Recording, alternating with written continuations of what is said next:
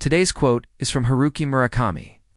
It's, "Your death will be ordinary to everyone else, but to you, it will be extraordinary." That's a very dramatic thing to say. Your death will be extraordinary to you and ordinary to everyone else. Who does he mean by everyone else? He doesn't mean people in general. It means the people that you care about. Let's pretend it's your mom or your best friend. When they die, you will be extraordinary. Why? Because their death will mean something to you. To you, it will be an extraordinary event. But to everyone else, it will be ordinary because there's no such thing as an extraordinary death. There are only extraordinary people. If you go and read the obituaries in the newspaper or online, every day there are extraordinary people dying. People who have led amazing lives, incredible lives, but when they die, the news is ordinary. It's just another death.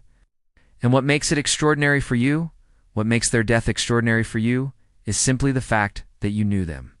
You had some sort of relationship with them. Otherwise, if you read about the death of a total stranger, it doesn't mean anything to you. You don't know the person. So when they die, so what? Another death. It's just numbers, statistics. We really don't care about other people. This is not a bad thing. We can't care about every single person who dies. Otherwise, we would be overwhelmed with emotion. We would collapse. We need to keep functioning. But at the same time, this is a terrible thing because if you think about it, each one of those deaths is extraordinary, even though it may seem ordinary, because each person has lived a unique life. There are no two identical people, even though sometimes we act like there are. Sometimes we categorize people, put them into groups, and we start treating them like they're all the same. But they're not. Every single person is different. Every single person has a story to tell. Every single person has a unique perspective on things. So in a way, every single death is extraordinary. And yet the world treats them as ordinary, as just another death. And I think that's tragic.